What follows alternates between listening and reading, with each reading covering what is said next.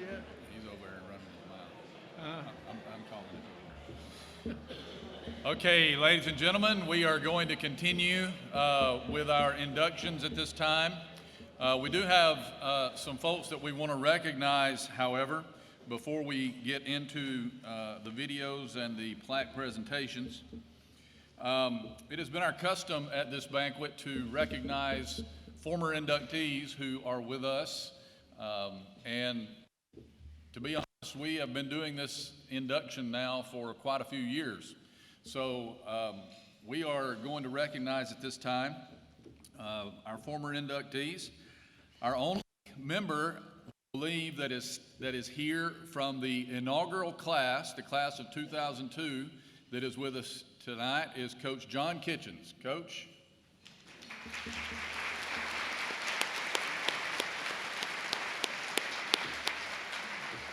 Is anyone else from the class of 2002 that we might have missed? This is not an exact science, I can promise you. All right, we don't think we have anybody here from the class of 03, but if anybody is here from the 2003 induction class, please stand. All right, from the 2004 class, we have Coach Randy Ross is with us tonight.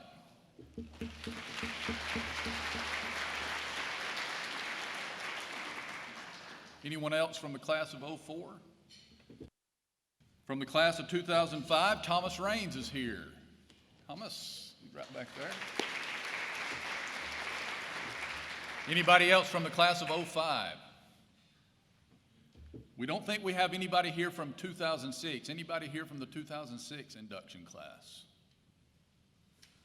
From 2007, we have Mike Little Sr. and Ken Tyler. Would you guys stand?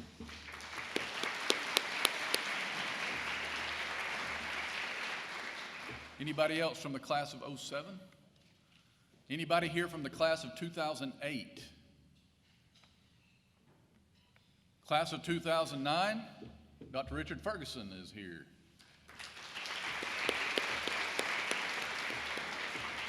Anyone else from 09? Anybody here from the class of 2010? 2011? From the 2012 class, we have two inductees that are here, Frank Baker and Mike Oliver. Would you guys stand?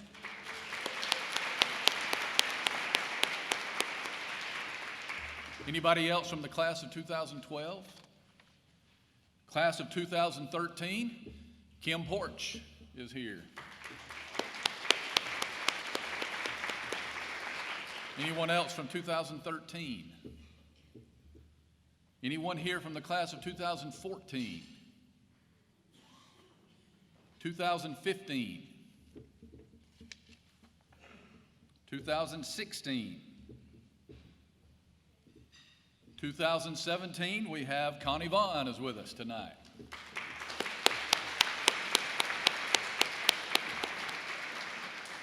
Anyone else here from the class of 2017? We have two members from the class of 2018. Shannon Allen and Charles Cornelius are here.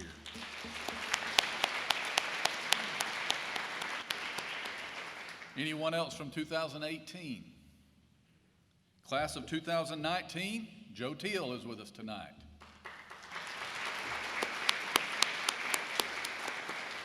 Anyone else here from the class of 2019 that we might have missed? All right, welcome back to all of our former inductees. We're glad you're here. At this time, I would like to introduce to you our Marshall County Sports Hall of Fame Board of Directors. When I call your name, guys, if you'll just stand up. Our president is Shannon Allen. Our vice president is Dr. Richard Ferguson. Our treasurer, Frank Maston. And our secretary is Ricky Smith. Bill Aaron, Frank Baker, Mike Little Sr., Johnny Harbison, Kim Porch, Kevin Surrett, Barry Mayhall, David Watts, Stacy Anderton, Jim Bradshaw, Algie Henry, Mitch Shelton, Jeff Tully, and myself. These are your board of directors for the Marshall County Sports Hall of Fame.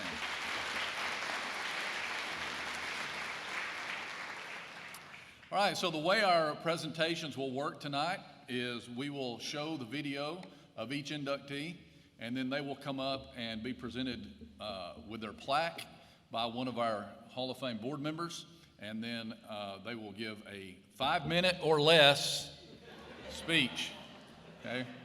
And I didn't tell the inductees this when we were having the picture made, but I am going to be sitting right here in this chair, and I am going to be timing you. And when your 5 minutes are up, I'm going to come tap you on the shoulder, okay?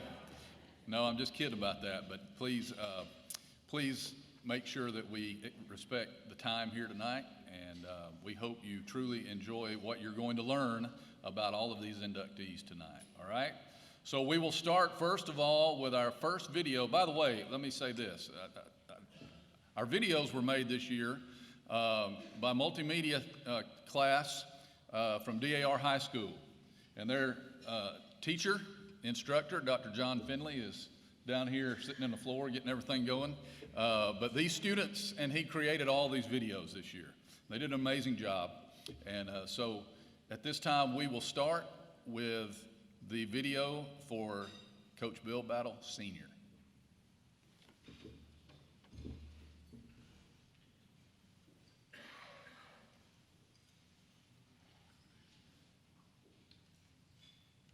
Ladies and gentlemen, class of 2020 inductee, William R. Battle, Jr. William Raines Battle, Jr. was born on November 28, 1908 to Reverend and Mrs. William R. Battle in Lafayette, Alabama. William Sr. was a Methodist minister who not only loved the Lord, but also loved sports. He was considered a very good baseball player in his younger days and even helped coach the Vanderbilt baseball team in 1908 and 1909. This remarkable pastor once had some members of his congregation who wanted him fired because he encouraged the boys in the church to go hunting and fishing and even took them to baseball games. Needless to say, the coup failed and Brother Bill continued to encourage sports, especially to his own 5 stalwart lads, Bill Jr., Lori, Gene, David, and Thomas. All of the boys were good athletes, played sports in college, and all went into coaching, except for Laurie, who became a U.S. Congressman. Bill Jr. was an excellent high school athlete in Jefferson County, Alabama, and Memphis, Tennessee. He played football, baseball, basketball, and was a shot putter on the track and field team. Following high school, the big tackle took his talents to Birmingham Southern College to play football for legendary coach Jinx Gillum from 1926 to 29. Battle played alongside Albertville native and 2002 Marshall County Sports Hall of Fame charter class inductee Hugh Shorty Ogle. While on the hilltop, he was a 2-time All-SIAA tackle and co-captain of the 1929 football team. Played baseball and basketball, was SIAA honorable mention in the 1930 SIAA basketball tournament, and was selected the best all-around athlete in the class of 1930. Battle was also a member of Omicron Delta Kappa and Kappa Phi Kappa honor societies and earned a Bachelor of Arts degree in physical education. After graduation in 1930, Bill took his first job at Snead Seminary in Boaz, Alabama, where he taught history and civics and coached football and basketball for the Parsons. At that time, Snead Seminary was a secondary school and did not become a junior college until 1936. As director of physical education, he inaugurated PE and intramural sports programs for all students. Battle's first football team went 6-4 for the only winning season in school history. Victories were over Huntsville, DeKalb County, Cherokee County, Crossville, Geraldine, and Emma Sansom. The 1931 basketball team won the District 8 championship and went all the way to the Elite 8 before losing to Sidney Lanier 27-25. While at Snead, Coach Battle also earned a master's degree in physical education from Peabody College in Nashville. He spent whatever free time he had hitchhiking back and forth to Birmingham to court the love of his life, Kathleen Scruggs, whom he married on June 18, 1931. Following Coach Battle's 5 years at the seminary, he accepted a similar position at Florida Southern College in 1935, establishing PE and intramural programs for both men and women, as well as designing and supervising the construction of the school's gymnasium in 1938. In 1940, Battle returned to his alma mater to become a professor of physical education at Birmingham Southern College. He established PE and intramural programs, coached the Panther basketball team, and designed the gymnasium. Battle stayed at BSC from 1940 to 1974, except for 2 years during World War II, when he answered his country's call, serving as a lieutenant in the U.S. Navy gunnery officer aboard the SS William Hurt, and 2 years in private business before returning to BSC as Director of Athletics and Professor of Physical Education. The current athletic facility at BSC is named the Bill Battle Coliseum in honor of his contributions to the school. Battle was a 1981 charter class inductee into the BSC Sports Hall of Fame. William R. Battle Jr. was a national leader in the evolution of modern physical education, intramural programs, and varsity sports. In addition to teaching, he wrote numerous textbooks and articles and made many public appearances and speeches advocating the importance of physical education and athletics. He was an officer in both the Alabama and American Association for Health, Physical Education, and Recreation. Battle's awards and honors are too numerous to list here, but he was truly a leader and innovator in this national movement. He was also a leader in his church, football officiating, the Boy Scouts of America, and numerous state and national committees and boards. Bill Jr. and Kathleen had 2 children, Lamerle Battle Black of Huntsville and William R. Battle III of Tuscaloosa.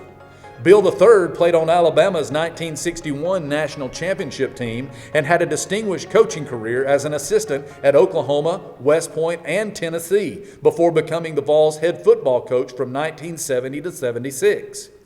Following his coaching career, Bill III established the groundbreaking Collegiate Licensing Company, served as the Director of Athletics at Alabama, and was inducted into both the Alabama and Tennessee Sports Halls of Fame.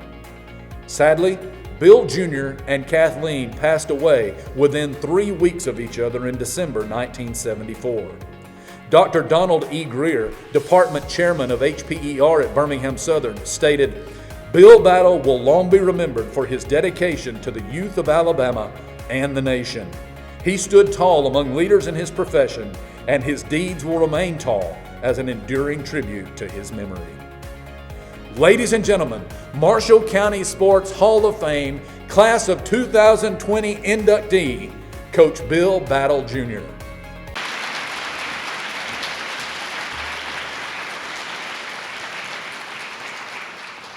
And Coach Battle III will receive his dad's plaque on behalf of his family from Dr. Richard Ferguson.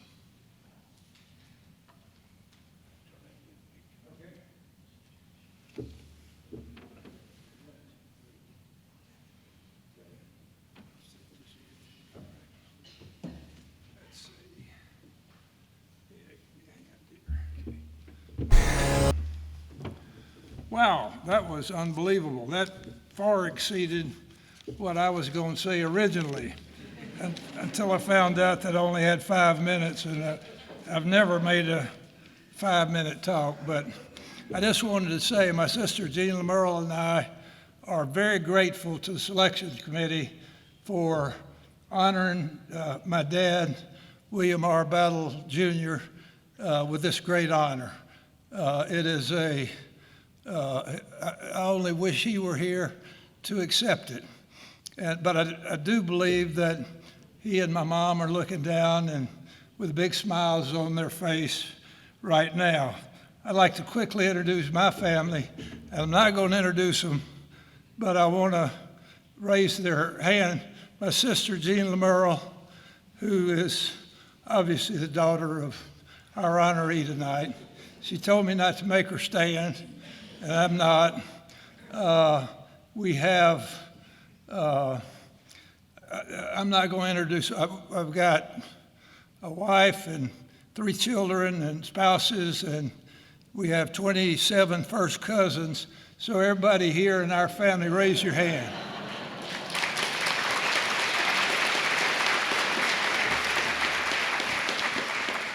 I found in these kind of things that when you bring a lot of people, that's a good thing. 5 minutes go very fast, and I hope to just tell one story. My dad and I had a great relationship. My mom and dad were angels.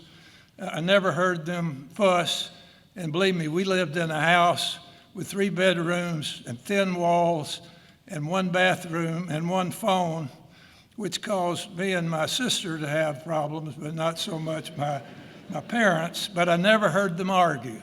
And that's a living example of what a great marriage ought to be, because they were different. He was an outdoorsman, loved fishing, hunting, ball. She loved tea parties and playing bridge. You've heard all the story, and Dad spent his life trying to educate people through physical education to be physically fit, and through intramural sports to teach them sports that they could play the rest of their life to stay physically fit. And he spent his life at 3 different institutions, Sneed Seminary in Boaz, Florida Southern in Lakeland, and Birmingham Southern. We're here tonight because Dad's first job was at Sneed Seminary in Boaz. And as you heard, my mom and dad weren't married. My dad didn't have a car. He hitchhiked back and forth to Birmingham. I can see he got to Birmingham. I'm not sure how he got back to Boaz, but he did. Stayed there 5 years, and then stayed 5 years at Florida Southern, and then 30 or so years at Birmingham Southern. So one story I want to close with, and it was he had a midlife crisis. I think it was his roommate who went into Dr. Pepper business in Gadsden, and a few years after they were out of school, he invited Dad and Mom up to their lake house. And Dad saw the lake house and their house, and he thought, I ain't ever going to do this on a teacher's salary. So he had a midlife crisis and decided to go into the Dr. Pepper business. He and I think 2 brothers, and I don't know how they got it funded, but he became the owner or operator of the Birmingham Dr. Pepper company. He hated it. He'd been used to professors and students and great people, and he was dealing with truck drivers, and they'd come to leave on Friday and come back maybe Tuesday or Wednesday. He got through with that. But one story, he taught me a great lesson in brand management. So he came home one day, and he said, we were visiting, he said, what'd you do today? I said, well, we played ball in the morning, and then we went to Hobbs Drugstore in the afternoon and read comic books and drank Coke floats. He said, Coke floats? He said, why didn't you drink Dr. Pepper floats? And I said, I can get all them I want at home. Well, that obviously wasn't the right answer, and I learned very quickly that brand management, if you got a brand, you better, I didn't know what a brand was, and he didn't either, but if you got a brand, you better support it. And then as it ended up, my life at the Collegiate Licensing Company was all about building brands. There were 3 messages, strong quotes, that I want to leave you with that he left with me that I thought had been important.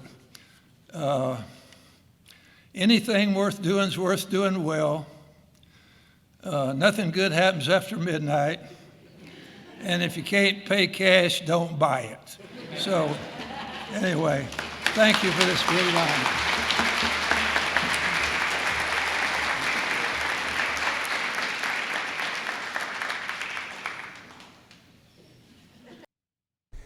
Ladies and gentlemen, Class of 2020 inductee, Alex Beeson.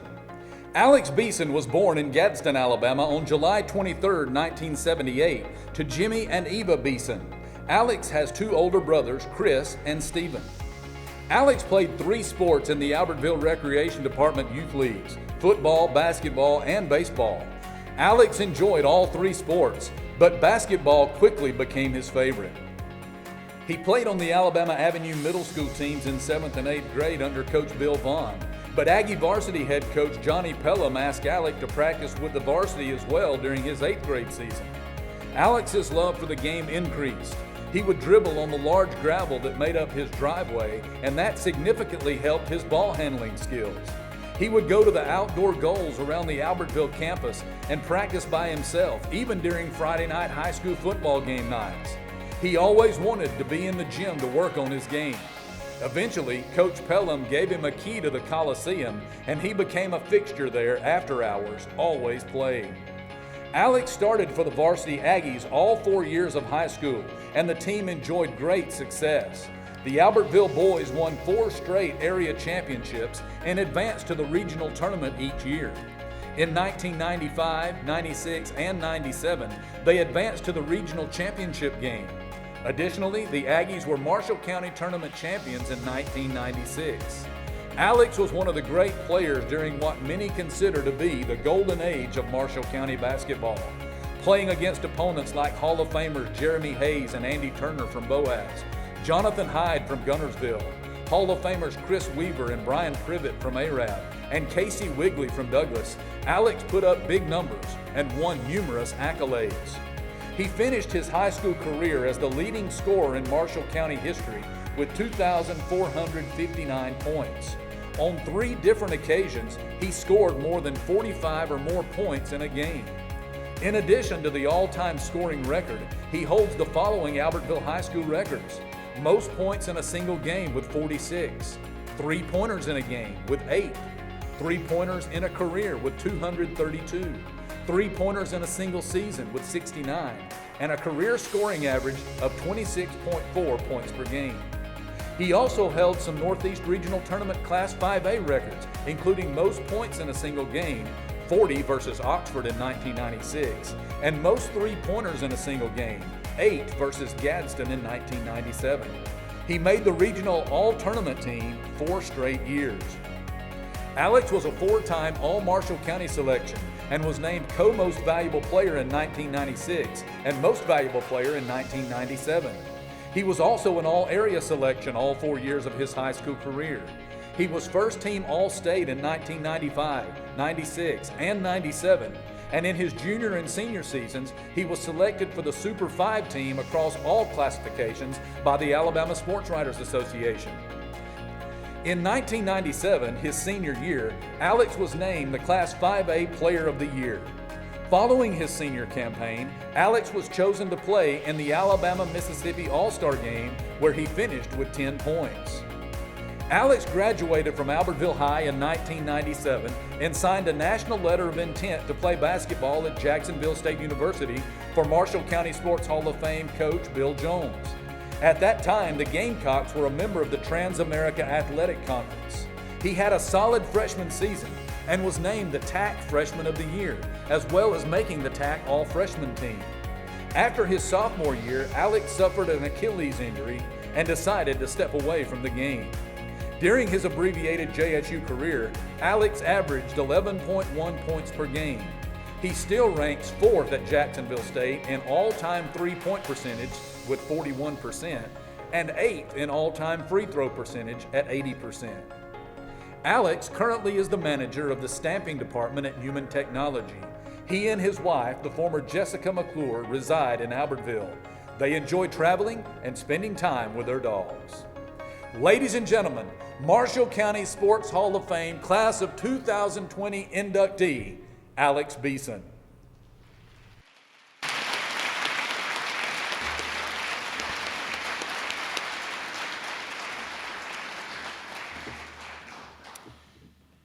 Alex will be presented with his plaque by Marshall County Sports Hall of Fame board member, Mr. Bill Aaron.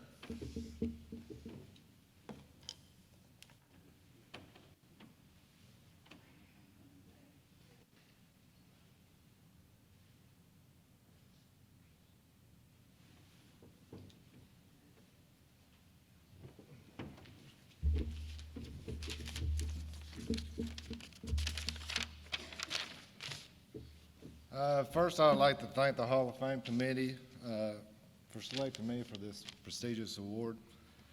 I have a few people I would like to thank. One person, which you wouldn't expect, was a kid named Bubba Faison. Now, this was back at Averell Rickley when I was 6 years old.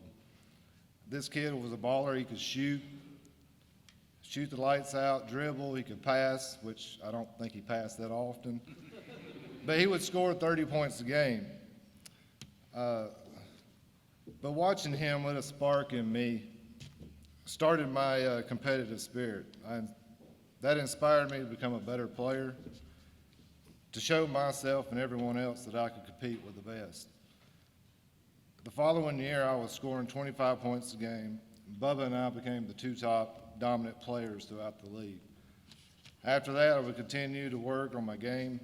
Anytime I could find a place to practice, I would. I'd ride my bike, have Mom drop me off at the nearest gym or outside court.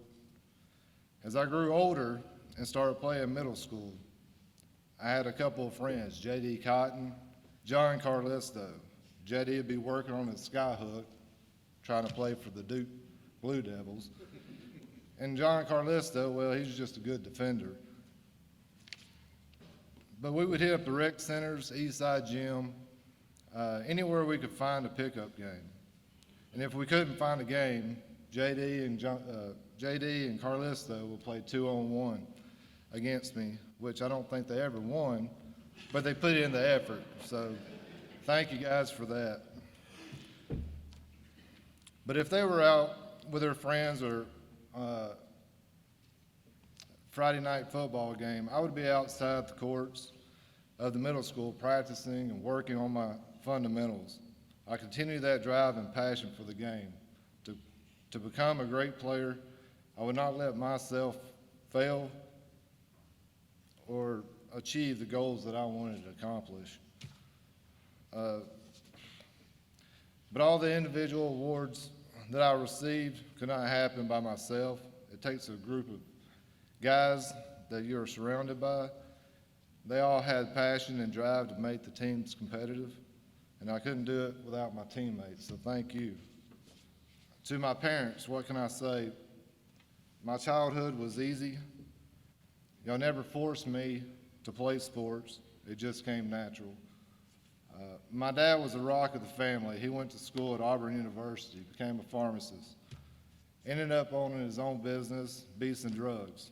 He worked long hours, but when he was not working, he was always there for me and my brothers, supporting us in every way. My mom, she would not sugarcoat anything. She'd rarely say no, but you were going to listen to what she had to say. Even though if you didn't like the outcome, she would listen to our problems, give us advice, which I never listened. But you were always right and steered me in the right direction. So Mom and Dad, I love you both.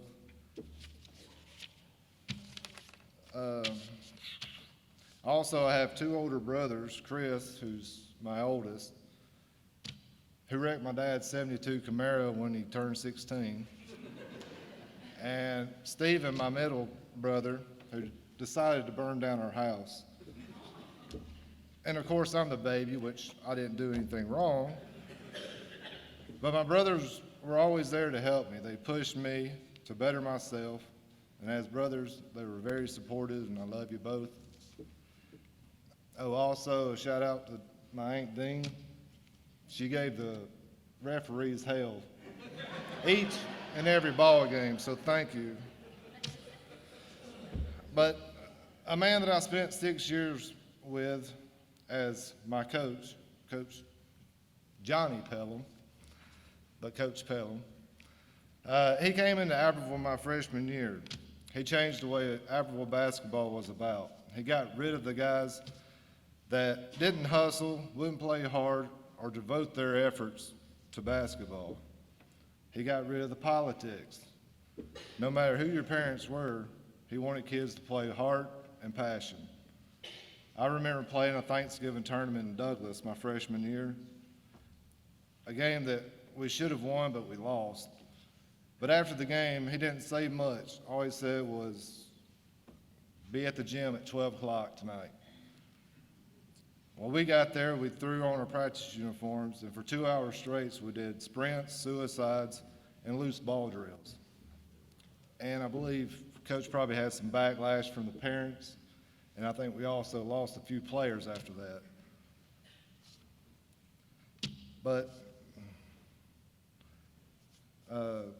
that's what made our teams special, weeding out the guys that didn't have the toughness, the heart to push themselves to become better players. And I can tell you, we hustled and got every loose ball after that. And also, I believe my junior year, we played Gadsden at home.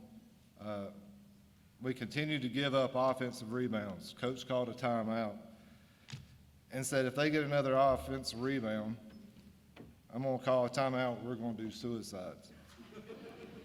Well, what do you know? 2 plays later, they get an offensive rebound. He calls a timeout and put us on the line and ran suicides. We ran, during the whole timeout, we ran suicides. The fans from Gadsden were laughing, but our fans at home were shocked. But that's how he coached. He wanted intensity, hard work, dedication, and passion to compete. And Coach Pelham, I'm thankful for everything you taught me on and off the court. So thank you. And lastly, I would like to thank my wife for all the love and support you give me. So I love you. Thank you.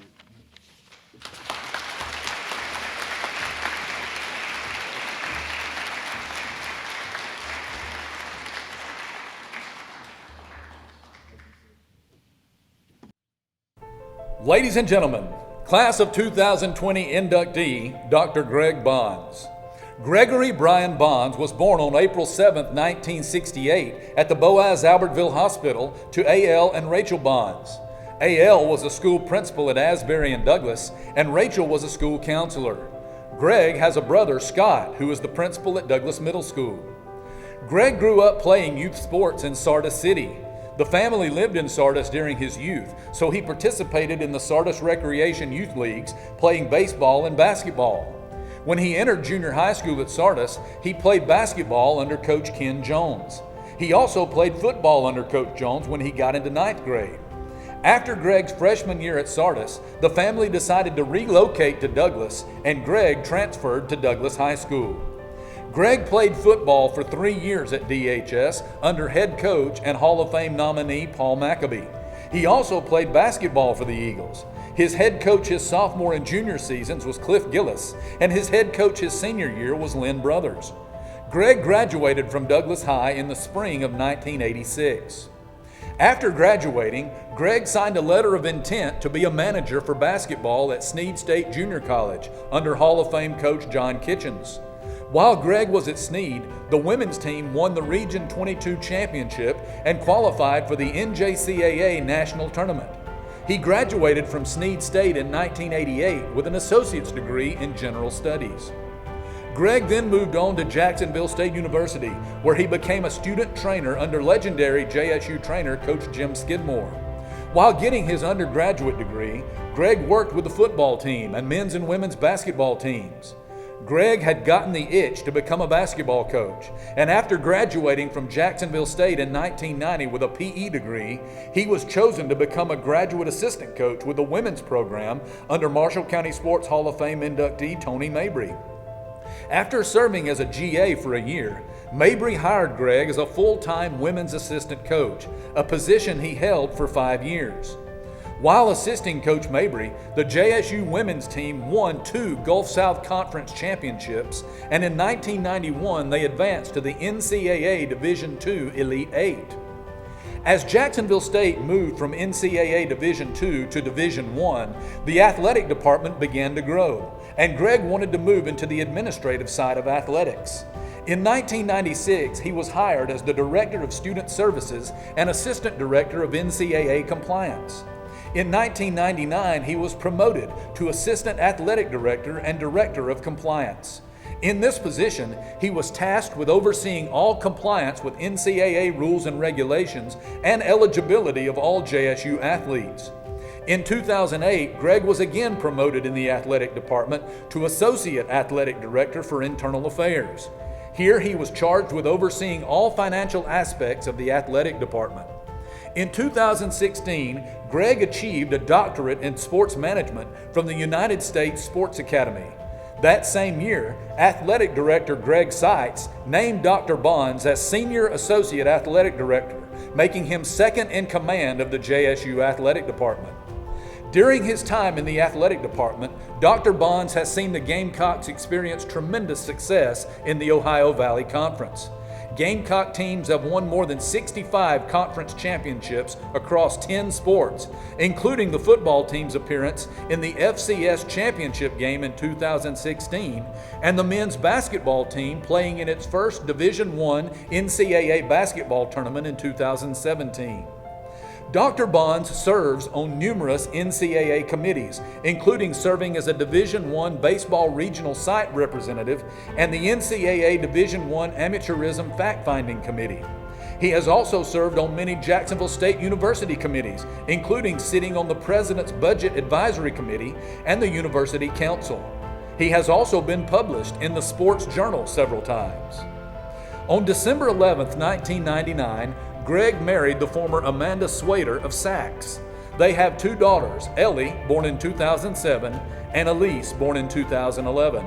The Bonds family is active in First Baptist Church of Jacksonville, where Greg serves as a deacon and is the Sunday school director. Ladies and gentlemen, Marshall County Sports Hall of Fame Class of 2020 inductee, Dr. Greg Bonds.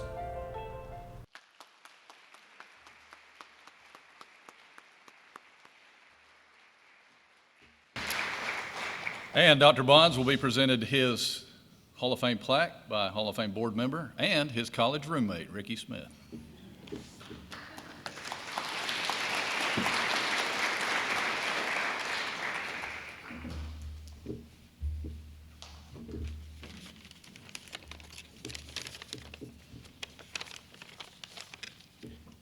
Thank you, Patrick and Ricky, and thank you to the Marshall County Sports Hall of Fame Board of Directors for putting on a first-class event tonight. And I'd like to congratulate our other inductees, the Battle family, Alex, Ken, the Hicks family, Drew, Miranda, and Rick. Congratulations. I would like to recognize family and friends that were able to attend tonight. My wife, Amanda, and daughters, Ellie and Elise. My parents, A.L. and Rachel Bonds, are here. My brother, Scott, his wife, Jana, and daughters, Lila Jane, Callie Ray, and Jessa Lee, my aunt Leah Watson and her husband Steve, my father-in-law and mother-in-law, Ken and Martha Swader, family friends, Larry and Diane Dunlap, a dear friend, close friend, Jerry Feltz, who helps us in media relations and social media content at our athletic events. Also here is Alan and Whitney Thacker, Charlie Tracy Jimerson, and Jalen Jimerson. Also would like to recognize Dr. Joe Whitmore is here, President of Snead State, and the First Lady of Snead State, Janet Whitmore, and also Dr. Don Killingsworth, President of Jacksonville State, and the First Lady of JSU, Christy Killingsworth, is here tonight, and I appreciate y'all being here. And never in my wildest dreams did I ever think that a night like tonight could happen to me. I was just a kid growing up who loved sports, playing sports, sports history, reading about sports, attending sporting events. And then who knew that passion for sports would lead to a 30-plus year career in athletics. And that time in athletics has allowed me to travel from Florida to Alaska, Maine to California, and all places in between. And my parents always encouraged me to get involved and to think big, or think bigger. And what I've learned is that when you pursue your passion and then you get involved, this will naturally lead to opportunities. And in return, you're going to meet some of the most incredible people that you could ever meet in your life. So from Douglas to Snead State, and a special congratulations to Coach Kitchens and everything he did for me while there. And at Jacksonville State, I have truly been blessed with an unforgettable experience. And for most of my life, I've been a part of a team, and we all like to win, is what we want to do. But it's the friendships and the relationships that are built throughout the years is what makes it so special. It's a great honor to be here tonight, and I'd like to thank the Marshall County Sports Hall of Fame Board of Directors for just a great evening tonight. Thank you.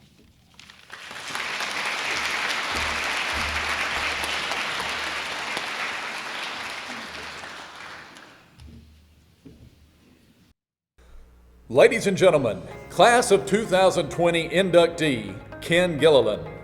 Kenneth W. Gilliland was born on May 21, 1948 to John and Myrtle Gilliland. Ken had 4 older and 2 younger siblings, a total of 3 boys and 4 girls. His oldest brother Thomas was an outstanding football and baseball player at Albertville in the 1950s for 2002 Marshall County Sports Hall of Fame Charter Class inductee Coach Vernon Wells. Ken started first grade at Beulah School, but the family moved to Albertville when he started the 2nd grade. He then attended elementary, junior high, and high school at Albertville, graduating in 1966. Ken played both baseball and football in the youth leagues prior to entering junior high. His dad coached the Little League teams when his sons played. In high school, Ken was a 2-way player for 2019 Hall of Fame inductee Coach G.B. Beasley. His career with the Aggies was spectacular.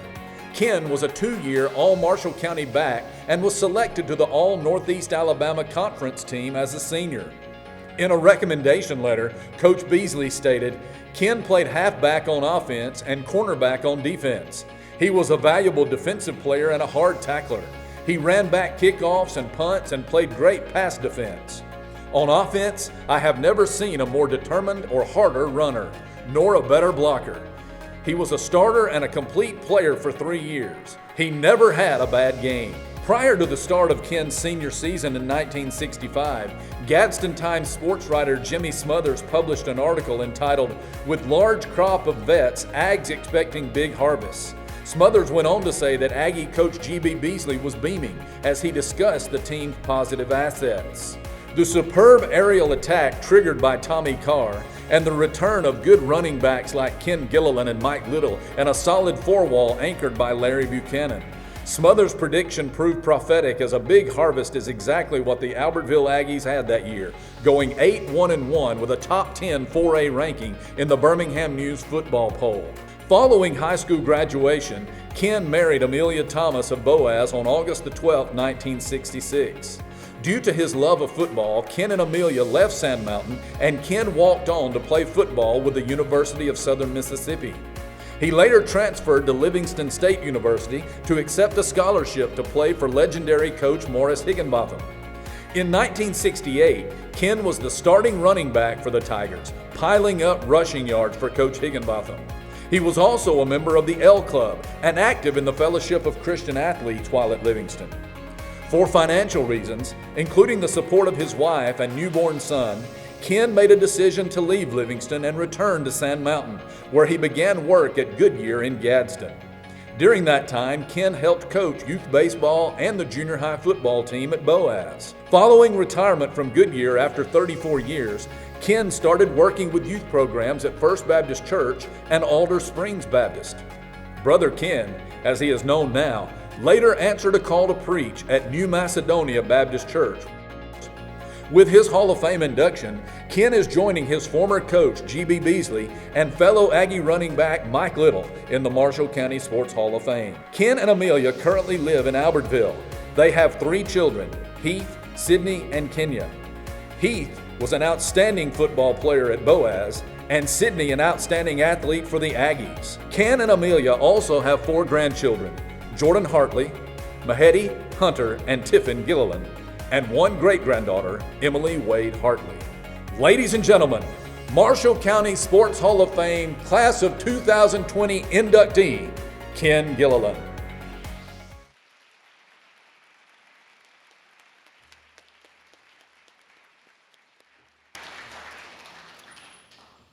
And Brother Ken will have his plaque presented to him by Marshall County Sports Hall of Fame board member and his high school backfield mate, Mike Little.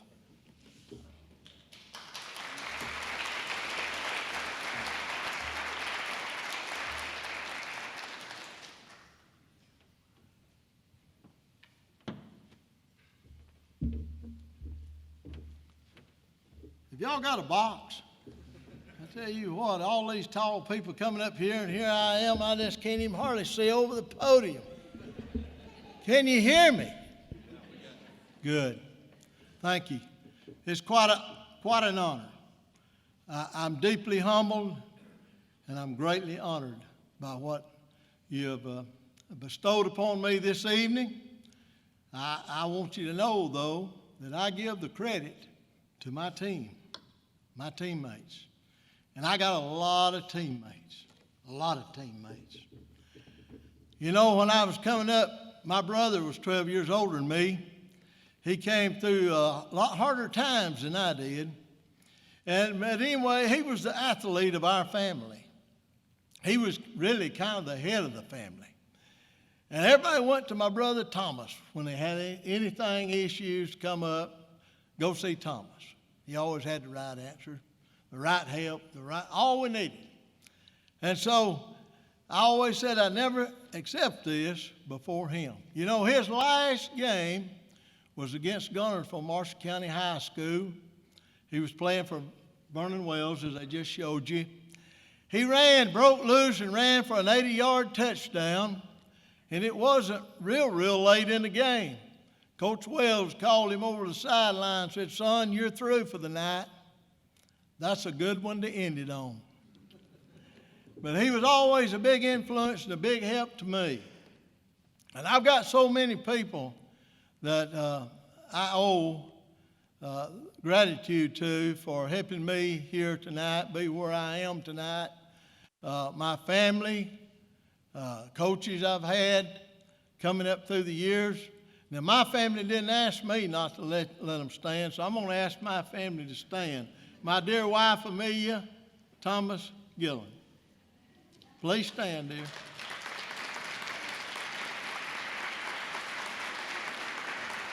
Our 3 children are here with us tonight. Heath, our oldest, was a great ball player.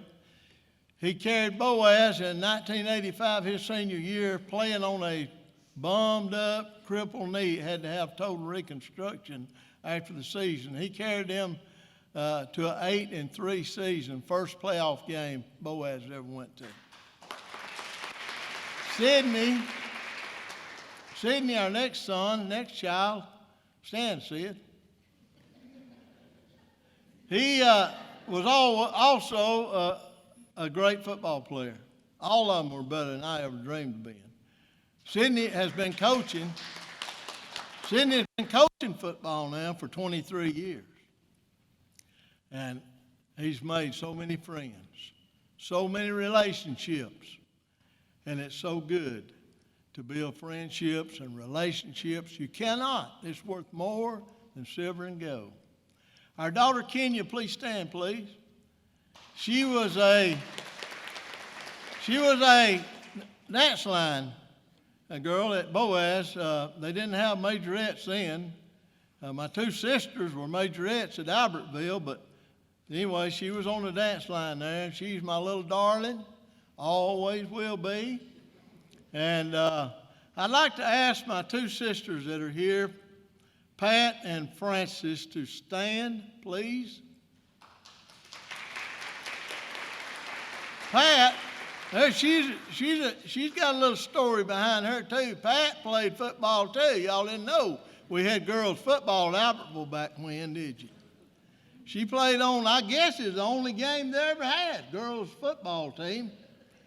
I reckon they went down there and drug out all the equipment from the boys' field house and put it on. They had a school football game, nothing but girls. I don't think they had but one game. They said there's too much hair pulling going on. Frances was also a majorette at Albertville High School. I'd like to recognize my cousin Ray Robinson and my uncle Travis Robinson. If y'all will, please stand. This is my family on my mother's side. She was a Robertson. Ray Robinson, you can pay me later. They said he was to Walnut Grove what Billy Cannon was to LSU. You can pay me later. My Uncle Travis Robinson is the last living sibling for my mother. He just turned 89 the other day. Hadn't he got those good genes? I want you to look.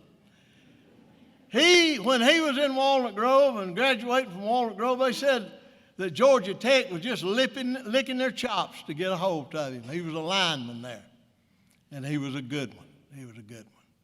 And but he chose to go to the Air Force, and of course, you know, we go to the Gulf occasionally, and we can see down there we see the Navy's the Blue Angels. Well, he was with the Blue Angels, except with the Air Force. He was what are they called? The Air Force? Okay, well, that's where he served, was with them. It's a great honor. He's got a picturesque history in his life, too. I want to thank all the coaches. Kyle Reeves was my Pee Wee coach. And my brother, I guess, he was partly, I didn't want to play. I skipped practice and go home. My brother, somebody called him. He'd meet me there and carry me back up there.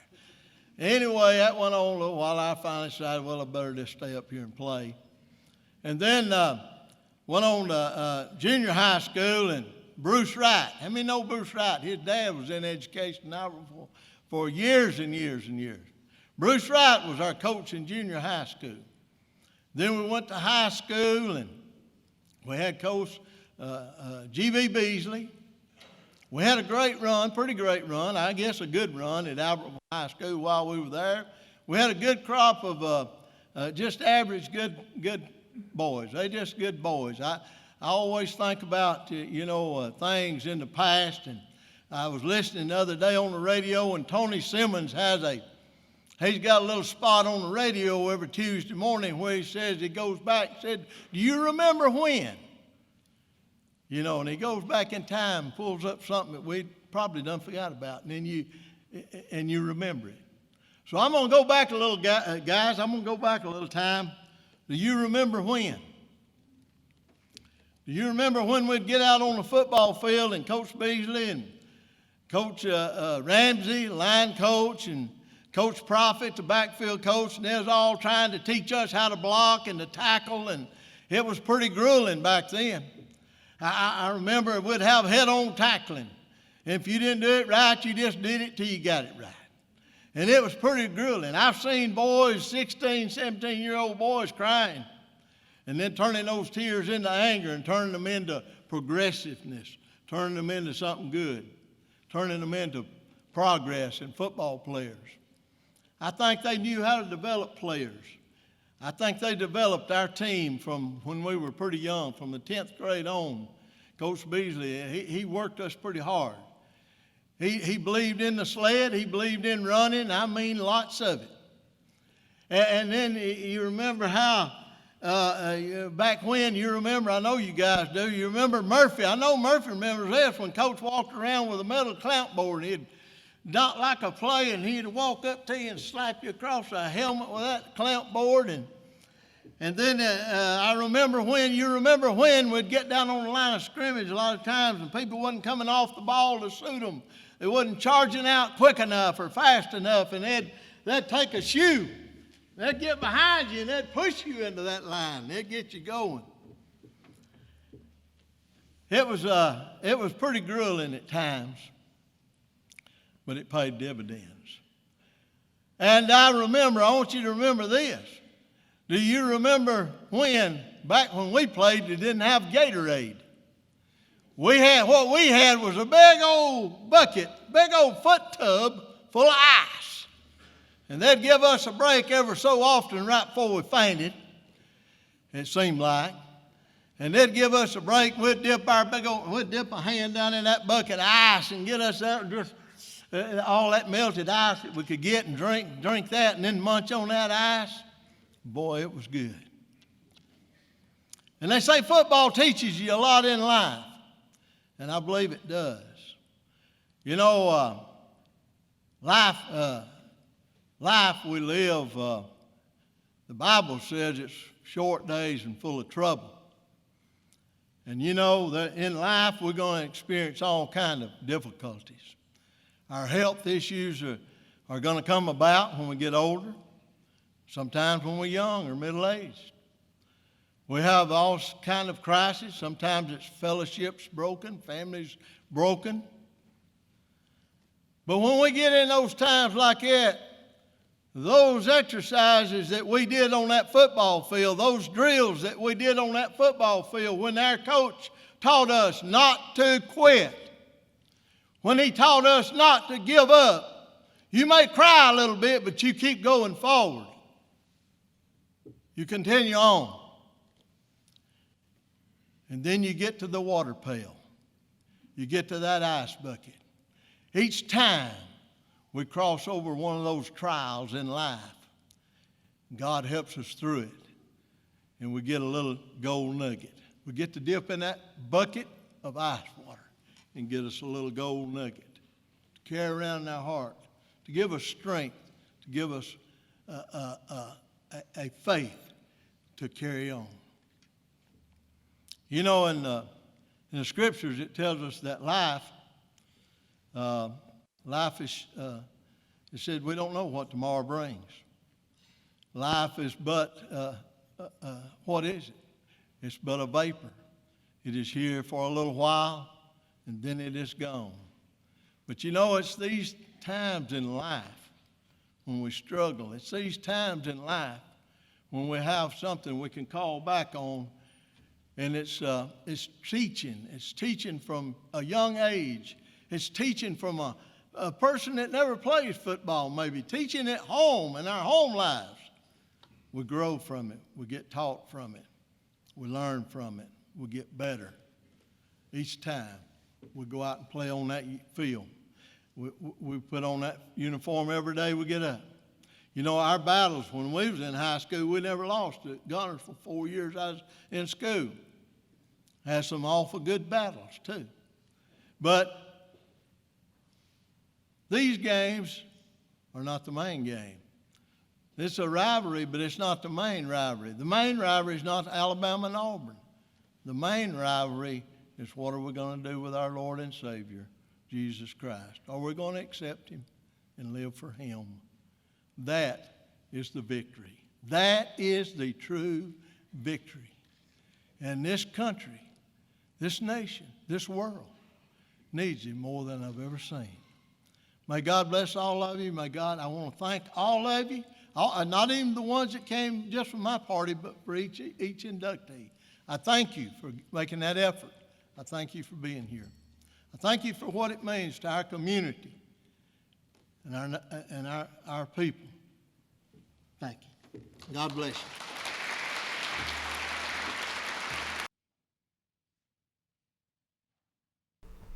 Ladies and gentlemen, class of 2020 inductee, Dr. Drew Guess. Thomas Andrew Guess was born on December 27, 1985, to Barry and Teresa Guess in Huntsville, Alabama. Drew, as he came to be known, had a brother, Taylor, and a sister, Lindsay. All three played sports at Arab High School. Taylor played football and ran track for the Knights and received a football scholarship to Samford University. Lindsay played volleyball, basketball, and track and received a volleyball scholarship to the University of Montevallo. Drew's grandfather, Thomas, was also an outstanding football player at Stevenson High School and received a scholarship offer to play football at Florida State University. When Drew entered the 9th grade at Arab High School, he played football and was selected as the most valuable all-around football player on the freshman team. In high school, Guess was integral in all three phases of the game, playing running back, safety, and place kicker. He rushed for 3,109 yards and had over 4,000 all-purpose yards as a 3-year starter. Drew had 40 pass receptions and scored 39 touchdowns, 3 field goals, 32 PATs, and 3 two-point conversions. Guess scored over 300 points in high school to become the all-time leading scorer in Arab football history. In 2003, the Knights finished with an 8-3 record and went to the AHSAA state playoffs under head coach Keith Garner. As a varsity player, Drew was a 3-time selection to the All-Marshall County team, All-Region 7 team, and as the Arab MVP. He was also selected honorable mention on the 2003 Birmingham News Class 5A All-State team. Guess was an all-around athlete, playing 4 sports. In basketball, playing under head coach Johnny Harbison, he led the team in steals in 2002, three-point percentage in 2003, and grade point average in 2002.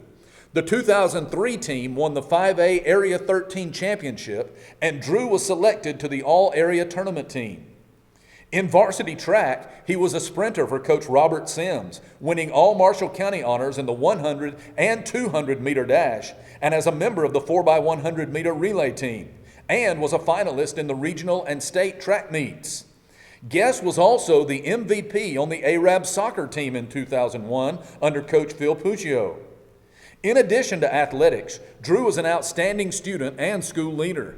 Academic and community recognitions included the following: the 2001 Marshall County Sheriff's Achievement Award, Marshall County Youth Leadership, Mr. Arab High School, and finished in the top 10 of the AHS graduation class of 2004.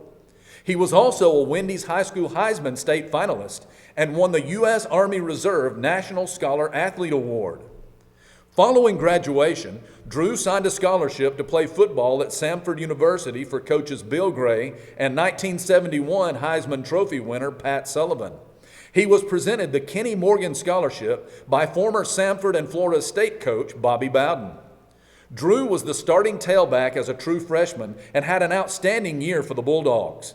He was also selected to the Ohio Valley Conference Commissioner's Honor Roll, the Samford Dean's List, and the 2004 Varsity S Outstanding Accomplishment Award in football. In the first game of his sophomore season, Drew had a career-ending injury. However, Coach Sullivan allowed Drew to remain on full scholarship through his graduation. In 2007, Guess graduated with a bachelor's degree in international relations and Spanish.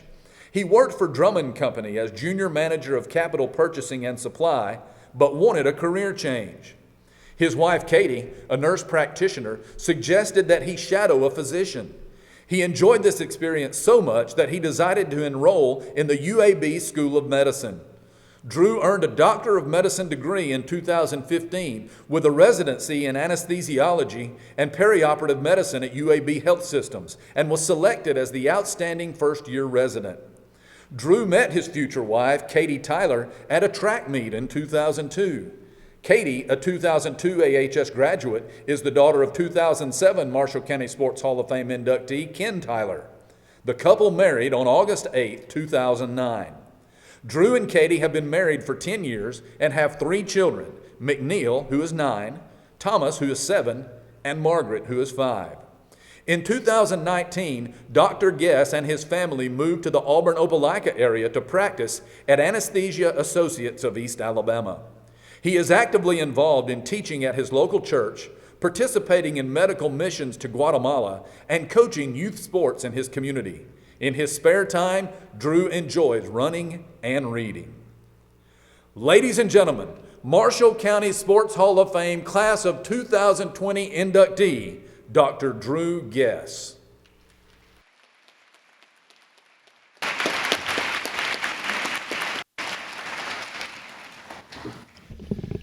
And Dr. Guess will be awarded his Hall of Fame plaque by his high school basketball Hall of Fame board member, Johnny Harbison.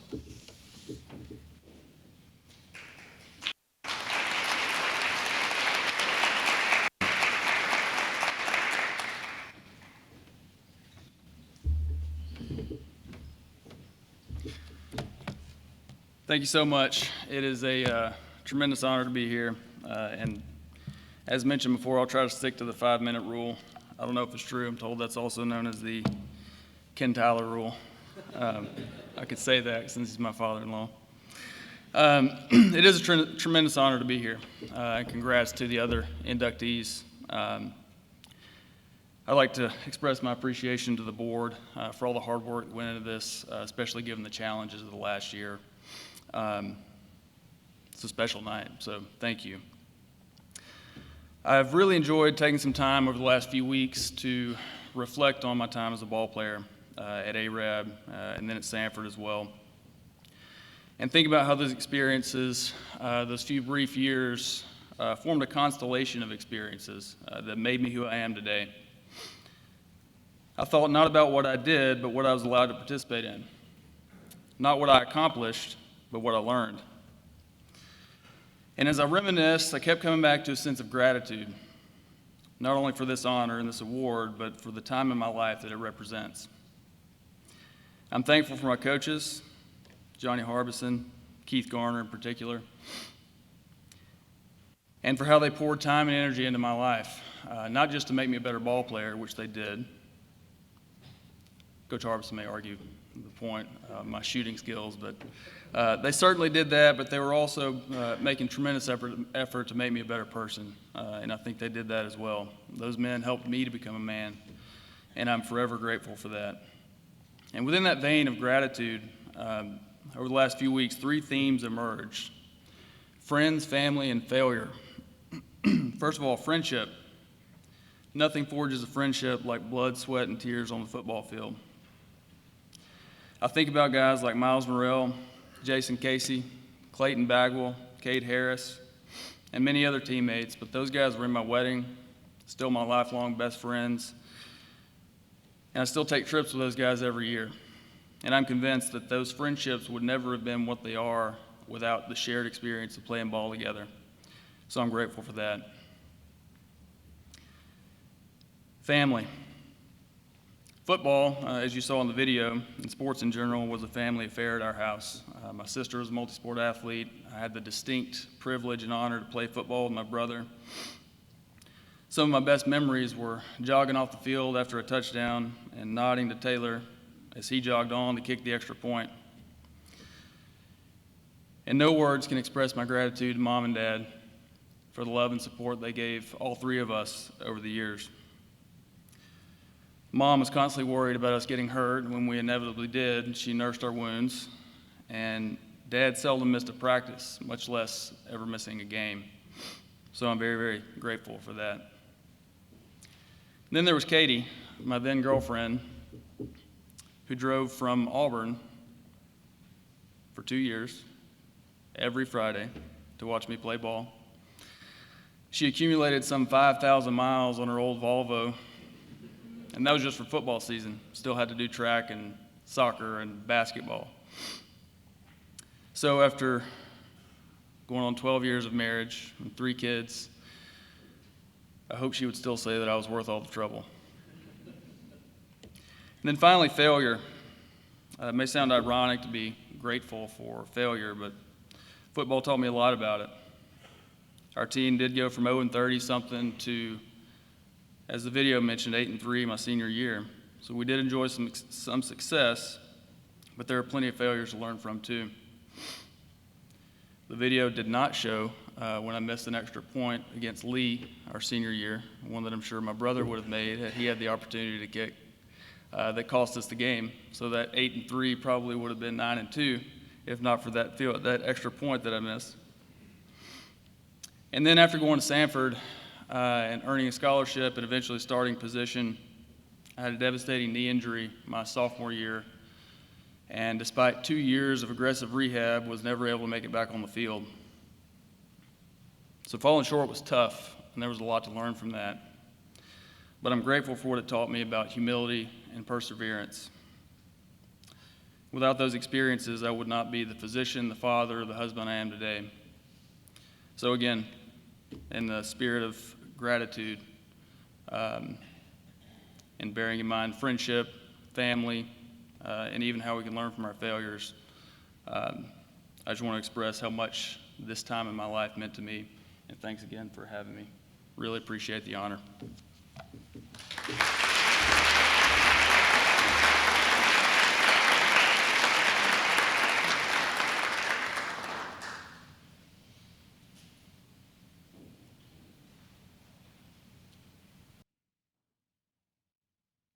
Ladies and gentlemen, Class of 2020 inductee, Dennis W. Hicks.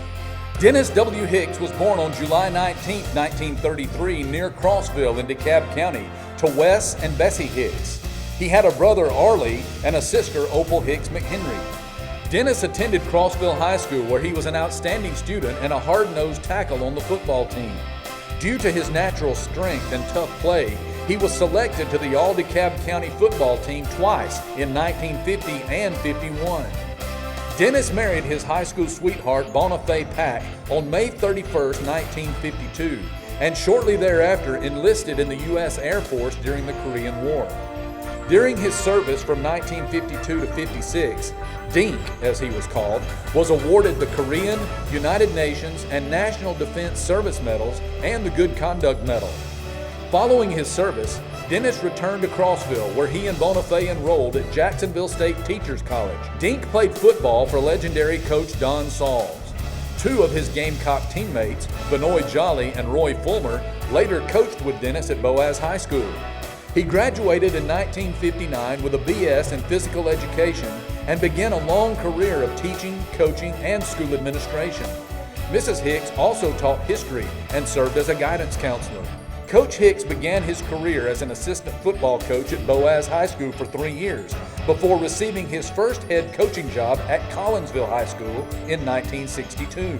His 1965 Panthers went 8-2, won the DeKalb County Championship, and Hicks was selected as the DeKalb County Coach of the Year. Following another winning season in 1966, the Panthers were again county champs, and Dennis was chosen to be one of the coaches in the 1967 Alabama High School All-Star Game. Coach Hicks returned to Boaz High School, serving as the Pirate head coach from 1967 to 1974. During that time, Boaz was 4-4 against rival Albertville, including a 3-game winning streak from 1970 to 72. During the Hicks era, Boaz produced 8 players who made at least one All-State team. One of those players, 2004 Hall of Fame inductee Randy Ross, was a 2-time All-State quarterback in 1969 and 1970. Most of Coach Hicks' teams were known for their tough, hard-nosed style of defense. When he retired from coaching in 1974, Dennis transferred to Albertville High School to teach driver education. Aggie Hall of Fame coach Vernon Wells recognized his former rival's strength as a defensive coach and asked him to join defensive coach Ronnie Little to help develop the Albertville defense. In this photo, Coach Hicks is shown with AHS coaches Bob Butte, Ronnie Little, Butch Ferguson, and 2002 Marshall County Sports Hall of Fame Charter Class inductee Vernon Wells. During the next 3 seasons, the Aggies won 7 or more games and 3 county championships. Coach Hicks was loved by all of his players and fellow coaches. He always had a very good sense of humor and liked arm wrestling and joking around with coaches, teachers, and players. In 1984, Dennis became an assistant principal at Albertville, but continued to coach defense for the Aggies. In 1988, he was asked to become the AHS head football coach. He took the job for 2 years, becoming the only head coach to serve both schools in that capacity and have victories against both schools. During those 2 years, Hicks produced 2 All-State players, Joel Finley, son of 2003 Hall of Fame inductee Andy Finley, and Jason Cole, son of Alabama All-American and former Aggie head coach Richard Cole. Coach Hicks finally hung up his whistle after the 1989 season to become a full-time administrator until his retirement in 1990. After retirement, Dennis did not just sit down. He tried to re-enlist in the Air Force after the start of the war with Iraq, known as Desert Storm. However, Hicks was turned down because of his age. Dennis loved people and always had a heart to help people. He manifested this by visiting people in the hospital, especially U.S. veterans. Coach Hicks supported his church and St. Jude's Children's Hospital and was a member of the VFW, the American Legion, the Silver-Haired Legislature, and the AHSAA Football Coaches Association. Dennis also loved the outdoors and made 39 hikes into the Grand Canyon. He took his grandson Bo several times, as well as anyone else who wanted to hike the canyon with him. Sadly, following his last trip to the Grand Canyon, Dennis Hicks passed away on September 2, 2011 at the age of 78 due to an apparent heart attack. In his honor, an ambulance cart was donated by friends and former players to assist patients at Therapy Plus near Marshall Medical Center South. In addition to Bonifay, his wife of 59 and a half years, his family includes daughters Deborah, Keith Hall, and Denise, Greg Willett, grandson Bo, Brandy Watkins, great-granddaughter Penny Watkins, a deceased son-in-law James Carroll, and 2 step-grandsons, 3 step-granddaughters, 7 step-great-grandsons, 5 step-great-granddaughters, and 1 step-great-great-granddaughter. Even though Coach Dennis Hicks left us almost 10 years ago, his life of love, service, humor, and encouragement to others still remains for all of those who knew him. Ladies and gentlemen, Marshall County Sports Hall of Fame Class of 2020 inductee, Coach Dennis Hicks.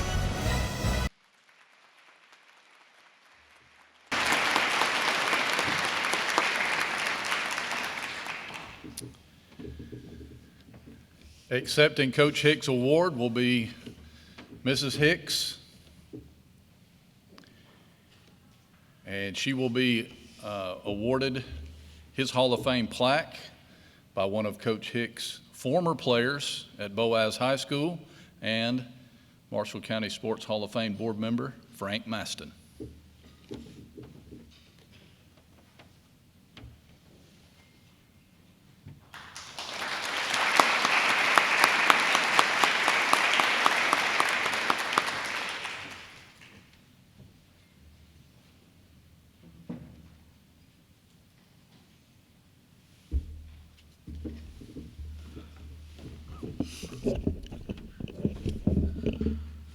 When you get 86, they have to help you around.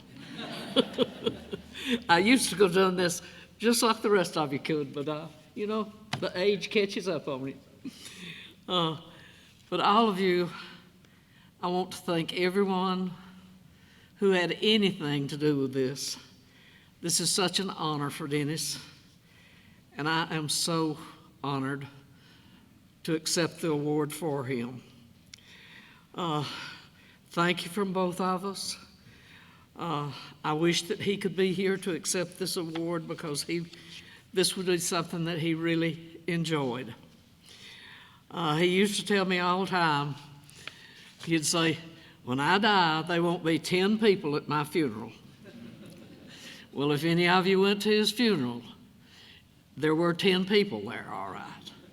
The sanctuary was full. They were standing around the walls. The halls were full. The lobby was full. They were out in the yard. And I just thought to myself, I hope that you can look down and see exactly how many people did come to your funeral. But anyway, I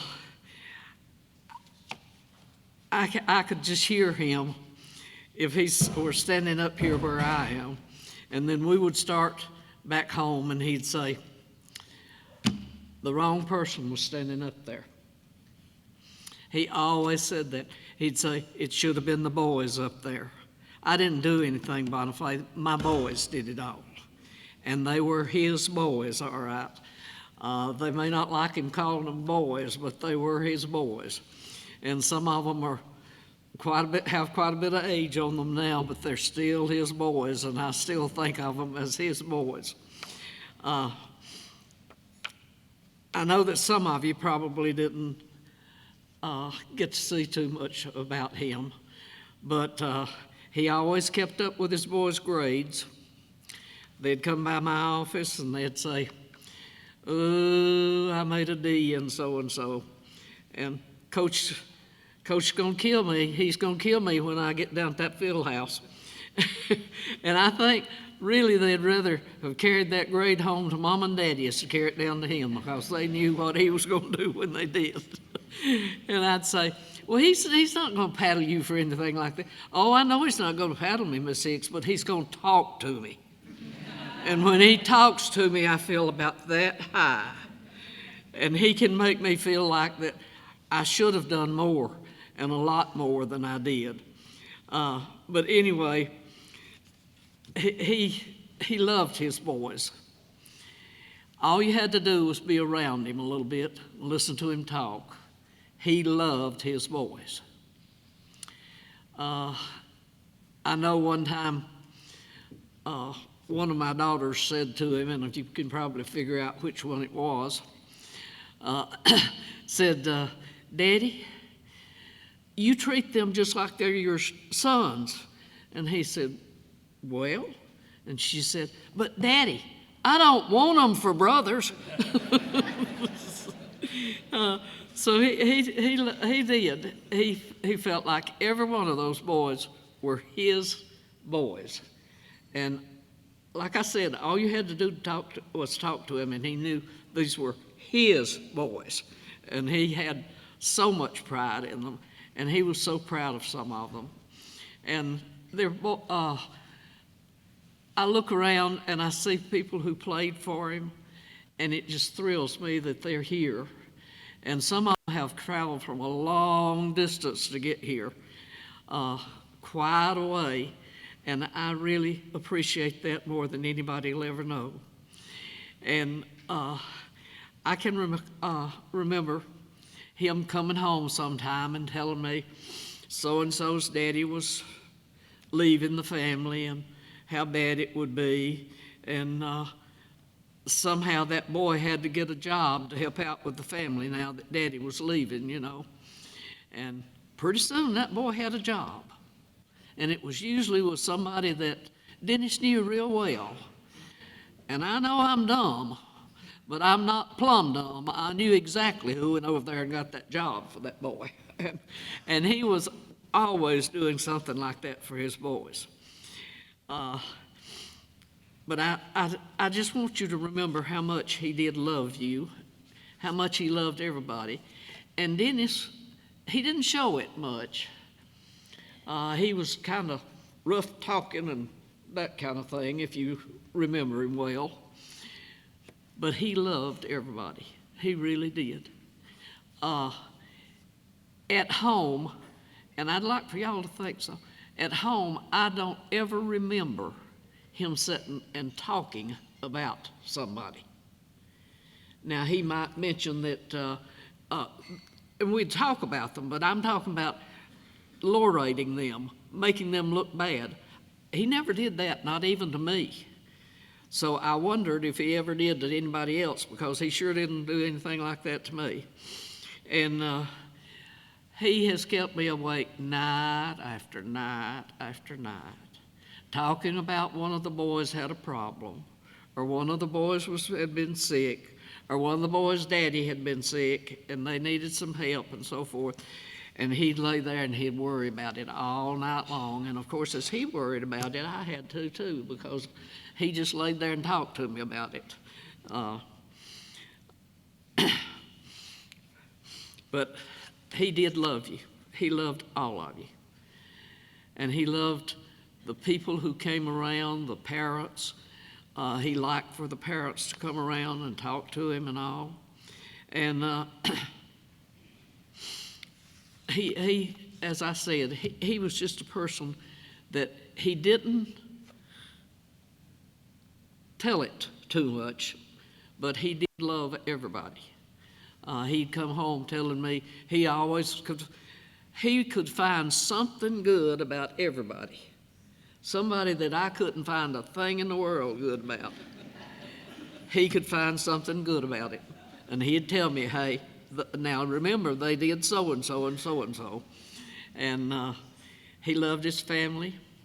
People told me you didn't have to be around him very long until he's talking about Deborah and Denise, and what they were doing and so forth and so on. So he loved them very much. And I want them to remember that, how much their daddy did love them, and he did. And in closing, Butch told me to be short and sweet, and I am Butch. But in closing, I want you to remember that I thank you from the very depth of my heart for giving him this honor, because just anything that's an honor to him, we're proud of him. And we're proud of him for everything that he ever did. And as long as we live, we'll remember this honor that you gave to him, and we'll be talking about it. The girls and I will be sitting around, and one of us will say something about it. And we will then talk a little more about it, who was there, where they came, and especially your the boys that played for him. You don't know how much I appreciate you being here. It's just helped me so much to think that you would come back and honor him like this after all these years, because he's been dead 10 years. Some of you may say, well, it don't seem like that long before he was bawling me out about something. and sometimes his boys didn't get to see a good side of him, because if those grades were bad, he was a stickler for education. Now, he loved his football, but education came first. And if the boy came in with a bad grade, like I said, he'd rather carry it home to his mother and daddy as to carry it down to Coach Hicks, because Coach Hicks wasn't going to like that one little bit if he had a bad grade. But I would like to thank all of you for being here, for putting up with me, listening to me. And I know that I am one of those people that the kids used to say at school, like one of the boys went home and told his mother one day, he said, "Mama," said, "you know, not only do they love each other, they even like each other." And I thought that was, at the time I didn't think too much about it, but the more I think about it, that's a great compliment for a kid to notice that you like each other, you know. So I appreciate all of you being here tonight. I appreciate what you have done for him. And I just wish he could have been here to have seen it. I keep thinking, are you looking down and noticing what all the people are here that are here and everything? Because he was one of those people that this would have thrilled him to death. Now, he tried to tell you that, oh, it didn't mean anything and so on and so forth, but then when we got home, he let me know exactly what it meant to him, and it would mean a lot to him. This would mean so much to him, and it means so much to me. My family is here with us. We have 2 daughters. They're both here. Their husbands are here. That's Denise and Greg, Deborah and Keith. One of our granddaughters is here with us. Got friends sitting over there, friends sitting over at my other table.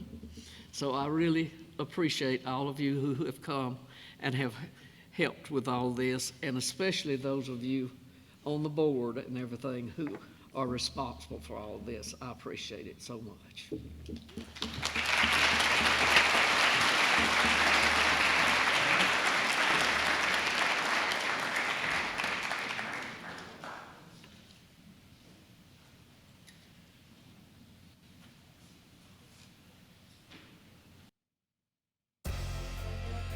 Ladies and gentlemen, Class of 2020 inductee, Miranda Keller McCoy. Miranda Keller McCoy was born on August 29, 1979, on the U.S. Air Force Base in Blytheville, Arkansas, to Rodney and Susan Keller, both members of the U.S. Air Force. After their service to our country, the family returned to Grant, Alabama, where both parents had graduated from the Kate Duncan Smith Daughters of the American Revolution School, commonly known as DAR. Susan had been a DAR cheerleader, and Rodney an outstanding basketball player for Marshall County Sports Hall of Fame inductee Joe Teal. Susan became a teacher, counselor, and principal at DAR. Due to his training in the military, Rodney went to work as a maintenance mechanic. Miranda has 2 younger sisters, Amber and Cassie. Each played basketball for DAR. Her brother, Cody Brock, also played basketball and football for the Patriots. All 6 members of the Keller family are proud graduates of DAR. While in elementary school, Miranda started playing youth basketball on the boys' 5th and 6th grade teams, coached by Butch Atchley and Ben Sibley. At 11, she began playing AAU girls basketball as well. Keller played AAU 6 years, competing at national tournaments in New Orleans, Knoxville, and St. Louis. This elite level of play proved crucial in her development as a very competitive basketball player. In the 7th grade, Miranda played on Coach John Meyer's 9th grade team. That year, the Lady Patriots finished 2nd in the Marshall County tournament, and Miranda was selected to the All-County tournament team. She was then moved up to finish the season with head coach Ed Geddes' varsity team. As an 8th grader, Miranda started on the varsity as Coach Geddes' point guard and was an All-Marshall County selection. She went on to lead her team in both scoring and rebounding her 9th and 10th grade seasons. During her junior and senior years, the DAR girls basketball team had very successful seasons under head coach Robert Martin. In 1995 and 96, the Lady Patriots went 22-8 en route to an appearance in the state tournament Final Four. DAR won the regional tournament at Jacksonville State before losing to Sulligent in the state semifinal game. Due to her spectacular play that year, Miranda was selected to the All-Marshall County, All-Area 13, All-Regional Tournament, and first-team All-State Tournament teams by the Alabama Sports Writers Association. She was also selected as one of the Birmingham Post-Herald's best of the rest top players in the state. During her senior year, Miranda and the Lady Patriots had another outstanding season. DAR won the Marshall County Tournament that year over Albertville, and Miranda was the tourney MVP. The team record was 26-4, with a season-ending loss to Pisgah in the sub-regional game.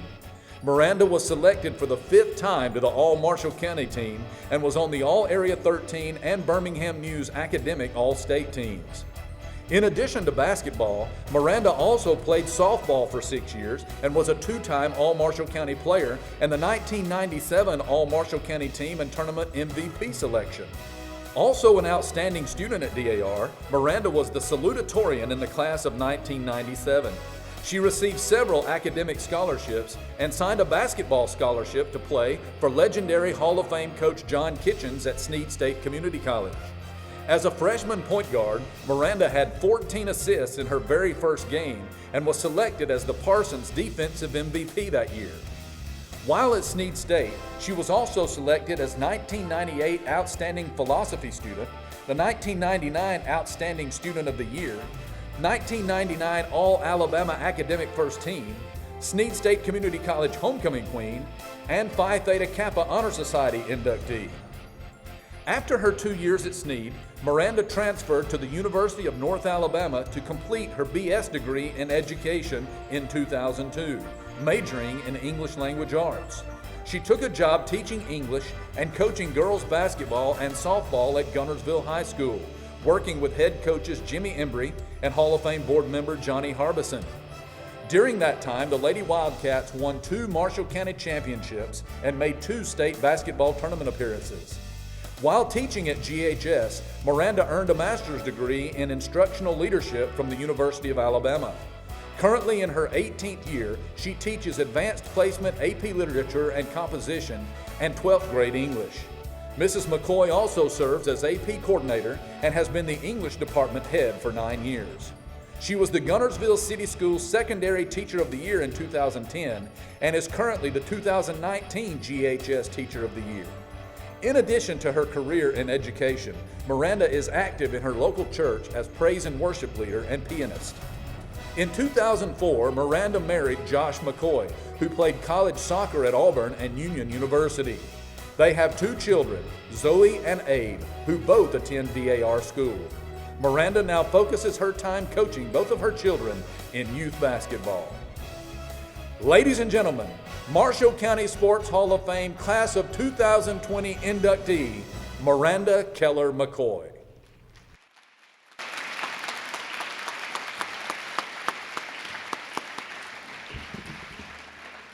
Coach McCoy will be given her Hall of Fame plaque by Hall of Fame board member Jim Bradshaw.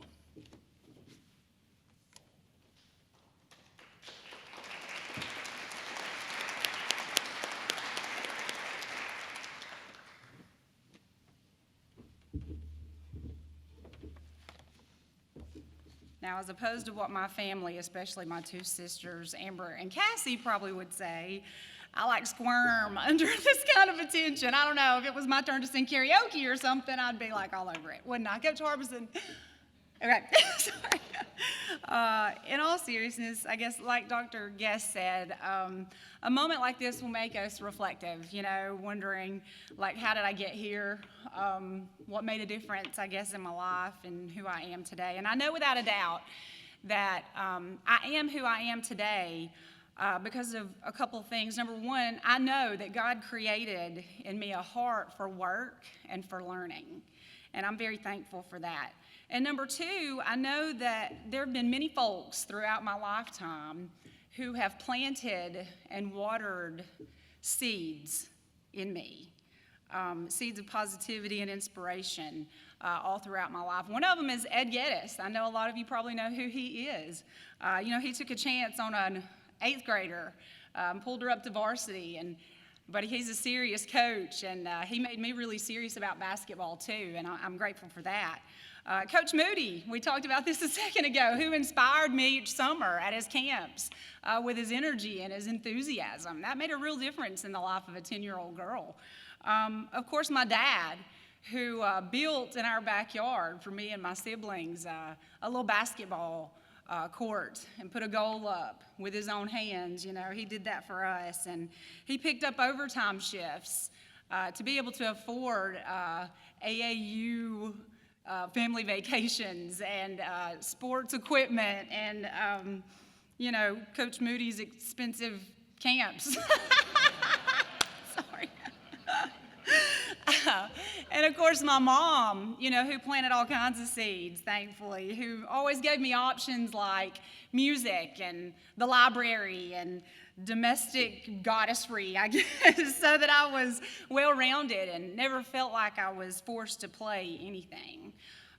There are so many other positive influences on me, and for that, for the sake of time, I can't name those all, but I'm very thankful. As an educator of 19 years, many of those years being a coach in some capacity or another, I can say that kids today, perhaps more than any other time, need those seeds of positivity and work ethic and that having to earn something planted in them. And it's our job, I believe, as adults to mindfully take that job seriously. And whether it's an athlete or not, each child deserves to see his or her true potential and who he or she can become. And you know, it's these seeds that we collectively water as a community. We plant them and we water them as a community of loving, hopeful parents and mentors and teachers and coaches, and helping weed out the criticism and meanness of adult problems that are projected and imposed on young minds. And with this in mind, and I guess the winds of change that have been swirling around us all for the past few months, something in my spirit called me home to DAR to get back to the sport I love and in the community I love, and to influence kids, including my own two children, Zoe and Abe, just like Coach Geddes and John Kitchens and Robert Martin and Joe Teal as my principal all influenced me. And so while I love my time at Gunnersville High School, I'm back at DAR. Had practice this past week with 7th and 8th grade girls basketball, and I'm so excited and refreshed about that, you know, and I'm looking forward to planting and watering and digging and sowing and weeding and harvesting. And, you know, I just want to encourage each of you, no matter where you are, to do the same, especially for the youth in our lives. You know, it's hard work. It really is hard work, but it nourishes us all, really. And it's so beneficial. And so to my family and friends who are here tonight, I just want to thank you for coming. I love you, and I know this was time out of your busy lives with children and things going on. I appreciate you. I love you. Grateful for you.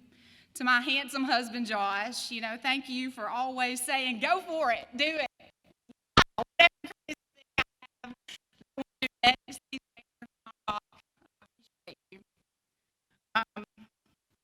Mr. Bradshaw and the other members of the Marshall County Sports Board, thank you. You encouraged me in ways that I can never express. Thank you.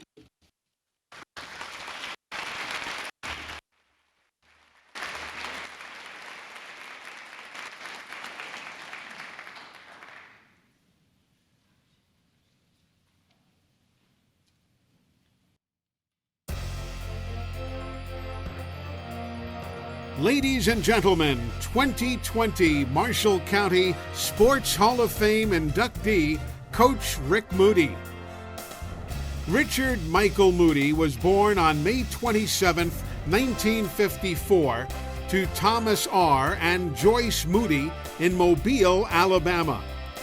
Rick was the fifth of 8 children in a family of future coaches.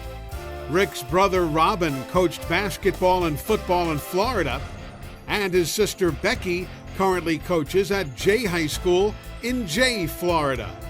Rick attended his first 2 years of high school at Davidson in Mobile, where he was a 3-sport athlete playing football, basketball, and baseball. At Davidson, Rick was the backup to future Alabama quarterback Richard Todd. Before his junior year, Rick transferred to Grove Hill for his final 2 years of high school. He completed his high school basketball career by earning a spot as first-team guard on the All-State basketball team after scoring 41 points in his final game. After graduation in 1972, Rick played basketball for 2 years at Patrick Henry Community College and then transferred to Troy State University to complete a BS degree with a double major in business and physical education in 1976. Following college, Rick began a 35-year coaching career that would yield 491 victories as a head basketball coach. He started his coaching career as the head varsity boys coach at Fort Walton Beach High School. Coach Moody's 1981 team won the school's first and only district championship. Following that season, he was hired as assistant women's coach at the University of Alabama. While coaching at Bama, Moody also earned a master's degree in physical education. In 1984, Rick, Sandra, and Ben moved to Guntersville, where Coach Moody became the head coach at Guntersville High School. During his time at GHS, the Wildcats accumulated a 101-45 record, winning the Marshall County Championship twice. Moody led the Wildcats to the 5A Area 15 Championship, the Northeast Regional Championship, and advanced to the Final Four in the state tournament in Tuscaloosa.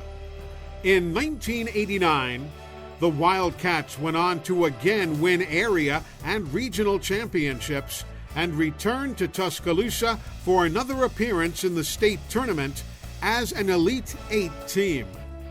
In 1987 and 1989, Moody was selected as Marshall County Area and Northeast Regional Coach of the Year. And under Coach Moody's leadership, Teddy Looney, Henry Howell, Warren Kelly, and Blake Lusk were selected to All-State or All-Tournament teams. Following the 1988-89 campaign, Coach Moody accepted the call to return to Tuscaloosa and became the head women's basketball coach, where his career reached new heights. On February 10, 2002, he became the winningest basketball coach in Alabama history when the Tide beat Auburn 60-57 for Coach Moody's 268th win. His Alabama players included 2013 Marshall County Hall of Fame inductee Kate Maston Limbaugh of Boaz. Under Moody's direction, the Tide racked up 145 home victories, 97 regular season SEC wins, and 13 SEC tournament wins. Alabama reached a final top 25 ranking 8 times, recording 44 wins over nationally ranked opponents. 9 of those wins were against top 10 teams. Moody led Alabama to 11 postseason appearances, including 8 NCAA tournaments and 5 consecutive Sweet 16 appearances.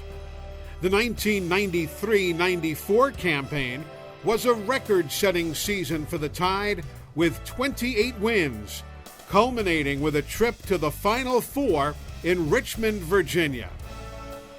When Rick Moody retired from Alabama at the end of the 2004-2005 season, he was the only Alabama basketball coach to reach 300 wins, completing his tenure with 311 victories. Records and titles aside, Moody focused on helping to develop student athletes on and off the court. He has coached 12 All-Americans, including 2 Kodak All-Americans and 2 freshman All-Americans, and 22 All-SEC selections. During his time at Alabama, 45 of his student athletes achieved academic All-SEC status, and over 40 of his former Tide players are now in the coaching profession.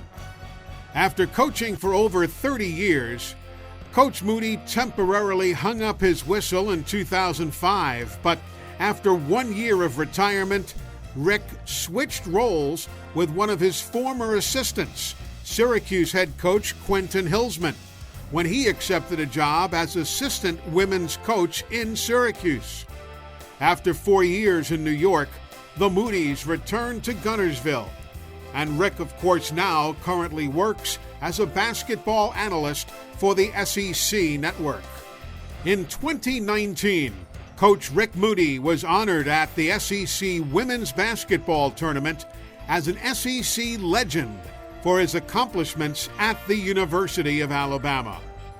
The Moody's continue to be involved in their church, where Rick is a Sunday school teacher and deacon. He is also on the board of Northeast Alabama's Fellowship of Christian Athletes. Rick also devotes a lot of time to fishing and golfing. Rick and Sandra's son, Ben, played on the University of Alabama golf team and graduated from UA with a degree in human environmental science. In 2008, Ben married the former Beth Newman, and Ben and Beth now have 2 daughters, Darcy and Morgan.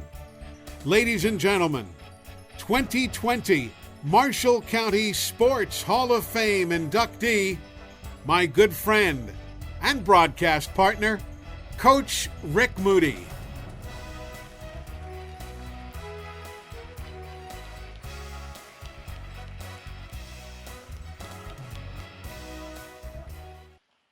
And thanks to Eli Gold for his narration. That was not my voice, by the way. And Coach Moody will be presented with his plaque by Marshall County Sports Hall of Fame board member, Mitch Shelton.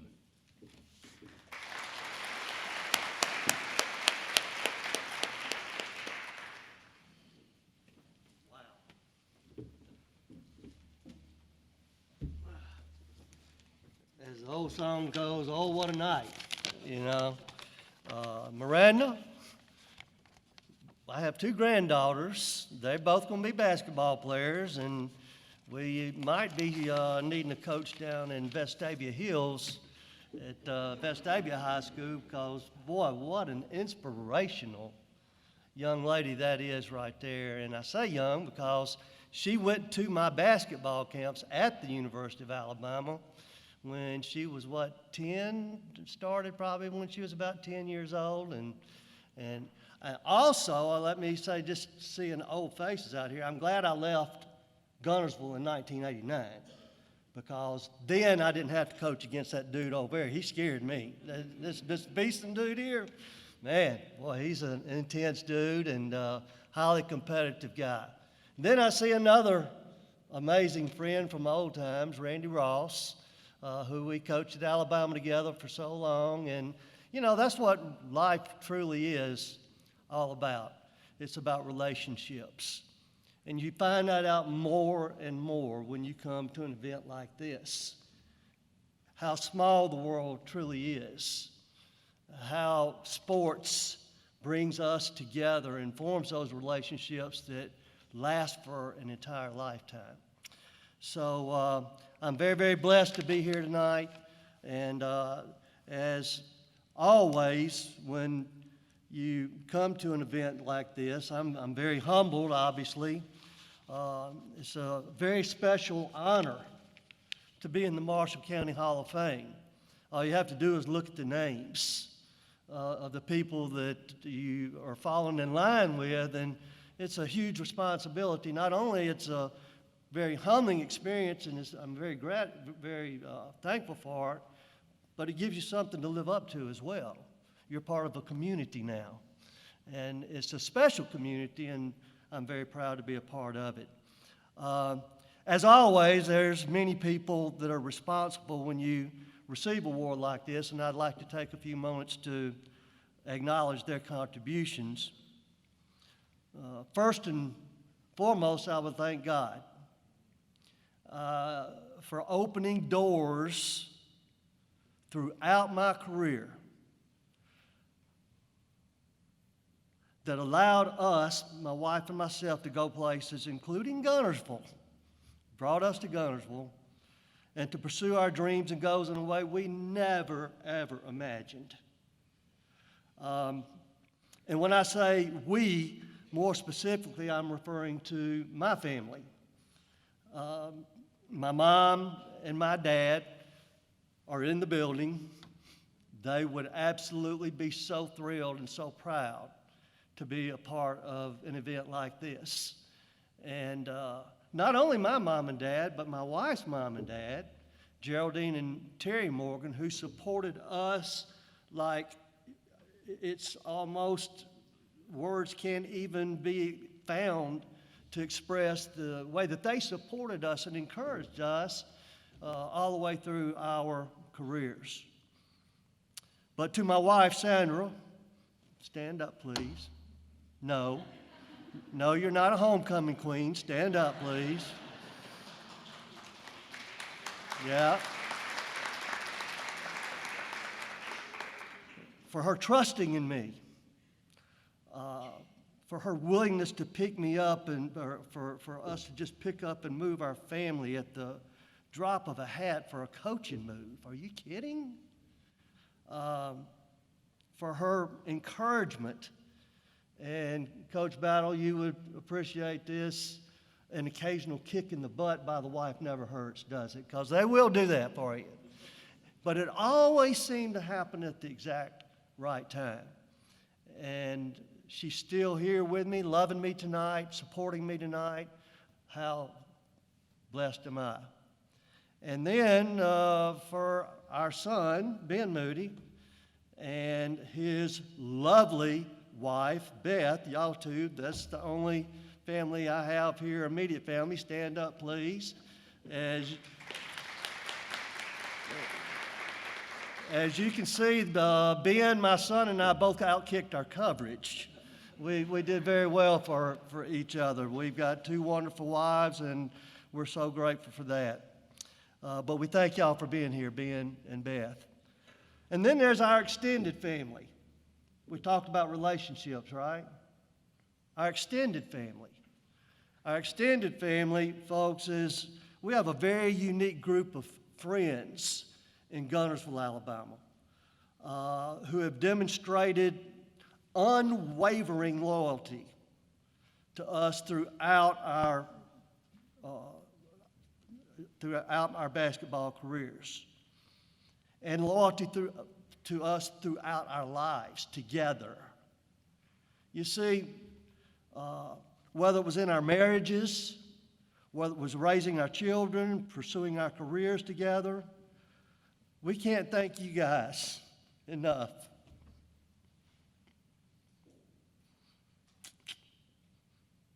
For supporting us, not only in Marshall County, but at the University of Alabama. They would show up at a game. Then the next thing you know, we move to the uttermost parts of the earth, Syracuse University, and what happens? They show up, or they write you a note, or they call you. It's just, that's my family. It's an extended family, but how lucky are we and fortunate to have that. And yes, Joe, all the way to Kiowa Island to watch Ben Moody play in the U.S. Amateur Golf Tournament. That's what kind of people we have in our extended family, and it's about relationships. Also, to the Marshall County Hall of Fame, I can't even imagine what you guys have been through. I remember last year, and I had never been inducted into a Hall of Fame, and so I thought it was just a routine thing. You just show, God knows, folks, you don't have any idea how hard these people work and what it means to them and how loyal they are to fulfilling their task. And to one guy right back there that was crazy enough to nominate me, Jeff Tully. I have to thank Jeff and his wife, Susan, back there for supporting us in that way. And to Butch Ferguson and your team, man, for perseverance. This event finally happened. You know, this has been going on for 2 years. A lot of stress, a lot of heartaches, a lot of tough decisions to be made, but thank y'all. Thank y'all for persevering and making this event happen for all these people here tonight. Thank y'all. Big time.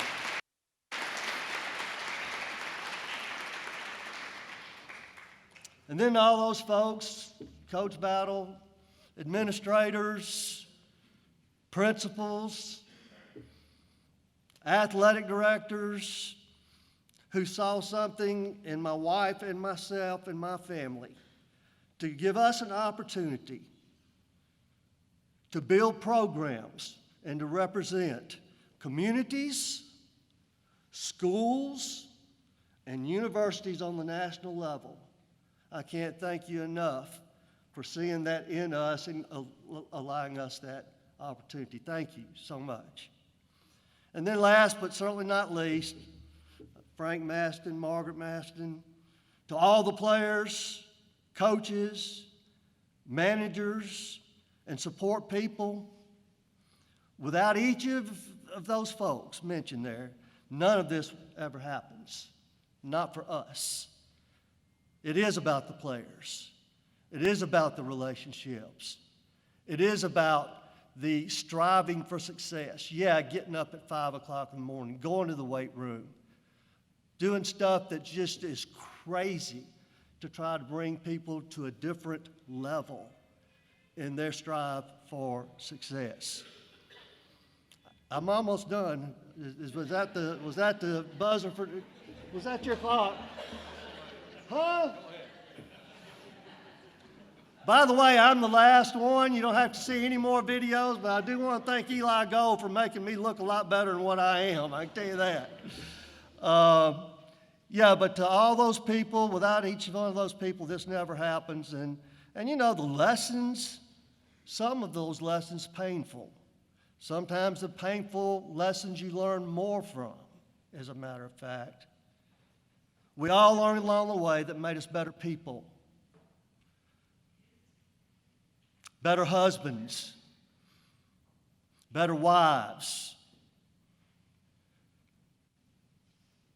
better moms, better dads, better employees. That's what our mission in this business is. And what a wonderful thrill it is for me to see my people that I coach doing amazing things all across the United States of America. What a blessing it's been for me to be a small part of their lives. And in close, I'd like to share one incredibly important life lesson. It's something I had to learn along the way.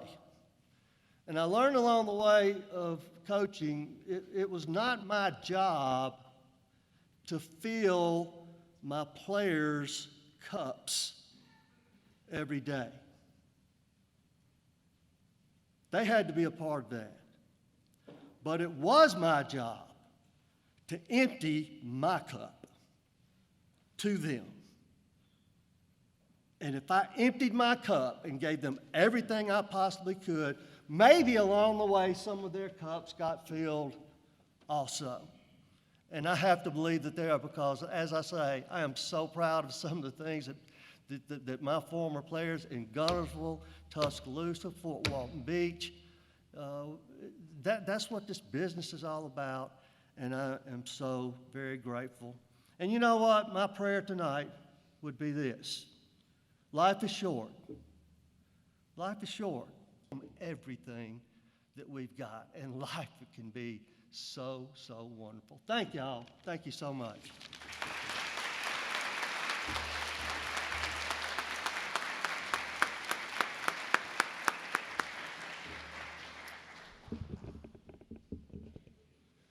Well, we waited 2 years for this banquet, really.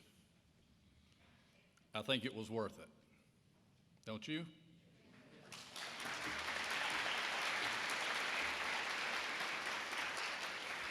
I want to say thanks again to Dr. Finley and his students for the amazing job that they did on the videos. And we thank the staff here at the State Park for providing a wonderful meal. And most of all, we want to congratulate our inductees for the Marshall County Sports Hall of Fame class of 2020. And that concludes our induction banquet. Thank you and have a great night.